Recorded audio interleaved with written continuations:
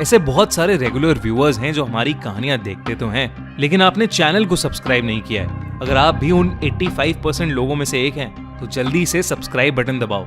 और हाँ, latest thrilling crime stories की नोटिफिकेशंस के लिए बेल आइकन दबाना मत भूलना। Gangs of Lyari. 27 अप्रैल 2012 की सुबह कराची बाकी दिनों जैसी आम लग रही थी, लेकिन लियारी में मानो हवा रुक चुकी थी। गलियां सिर्फ खामोश नहीं थी, मानो सब कुछ देख रही थी। दरवाजे आधे बंद थे। जो लोग आमतौर पर सड़कों पर घूमा करते थे, वो उस दिन अपने घरों की छतों से नीचे झांक रहे थे।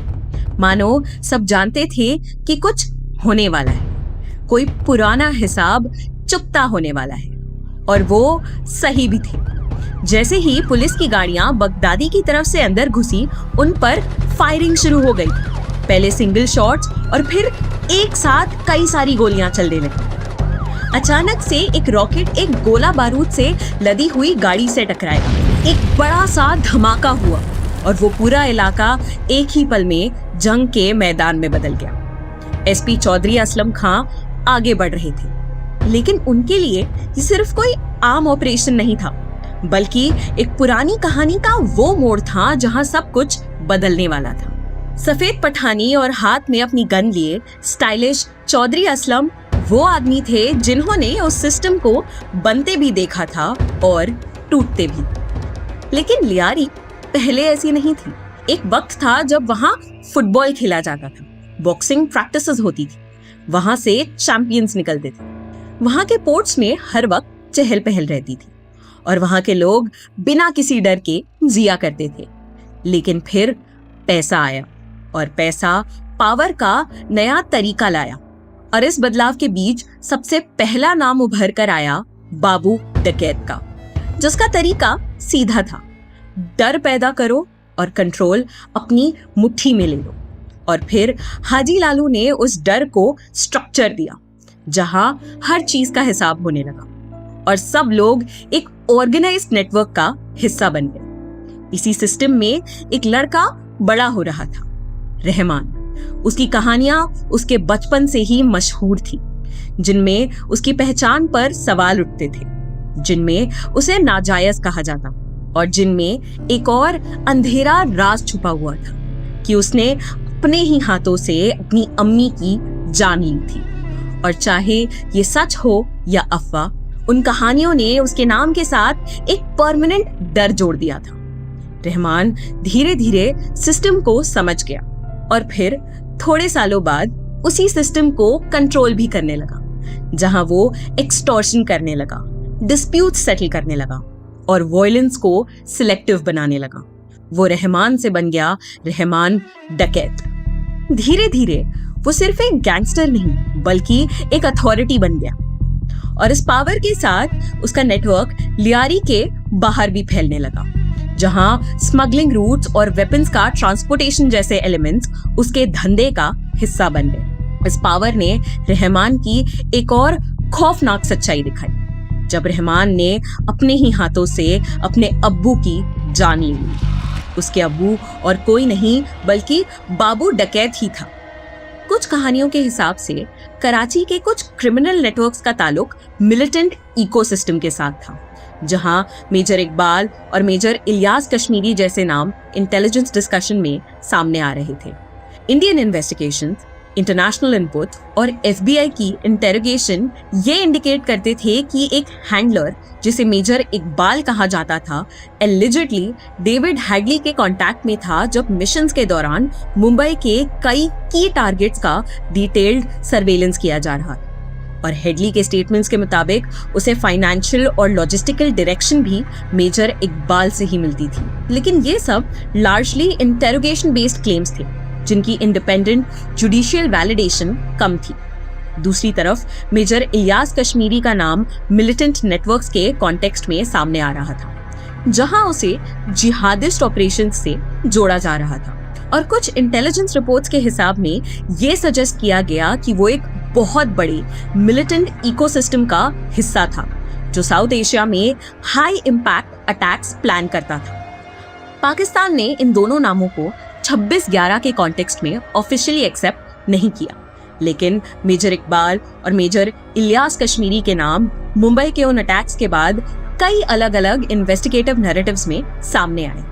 उनका रोल एक स्ट्रेट कंफर्म्ड चेन के रूप में नहीं, बल्कि ओवरलैपिंग एलिगेशंस और इंटेलिजेंस इनपुट्स के रूप में सामने आए, जहां इन्वेस्टिगेशन एजेंसीज के पास उनकी इन्वॉल्वमेंट के प्रूफ के कई टुकड़े थे, लेकिन कोई सिंगल यूनिवर्सली एक्सेप्टेड वर्जन नहीं। इसी दौरान लियारी एक जंग का मैदान बन गई थी, जहां रहमान की गैंग के अरशद पप्पू जैसे राइवल्स के साथ क्लैशेस रोज की बात हो गई थी। हालत ऐसी थी कि लियारी के लोगों को बिना गोलियों की आवाज सुने नींद नहीं आती थी, और नूरा जैसे नाम, जिनके बारे में ये कहा जाता था कि उनका लिंक दाऊद इब्राहिम के नेटवर्क के साथ था और जो दाऊद का भाई था वो भी इस पावर के लिए होती लड़ाई का हिस्सा बन गया, जिसके चलते रहमान ने बीच बाजार में कई लोगों की आंखों के सामने नूरा की जान ले ली। वक्त के साथ इस सिस्टम में पॉलिटिक्स भी एंटर हो गई, जहां नबील गोपाल जैसे लोग इस पूरे सिस्टम को बैलेंस करने की कोशिश कर रहे थे। उन्हें ये समझ आ गया था कि लियारी सिर्फ क्राइम्स का सेंटर नहीं, बल्कि कंट्रोल और वोट्स जीतने का सुनहरा मौका थी।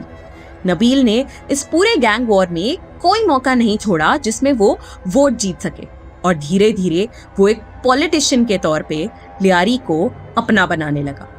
पर रहमान के पास सिर्फ लियारी के लोगों का नहीं, बल्कि किसी और कम्युनिटी का भी सपोर्ट था, बलोचियों का।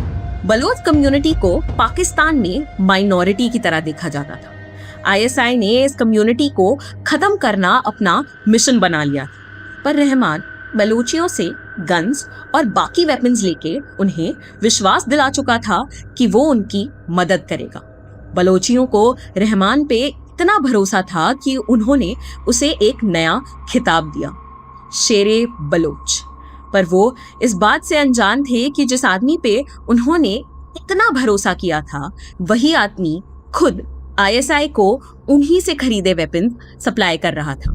वहीं दूसरी तरफ रहमान पॉलिटिकली भी आगे बढ़ रहा था, और उस टाइम के पीएम बेनजीर भुट्टो की एक कार असैसिनेशन के प्लान की टिप देके उनकी जान बचा के पॉलिटिक्स की दुनिया को भी अपनी मुट्ठी में कर रहा था।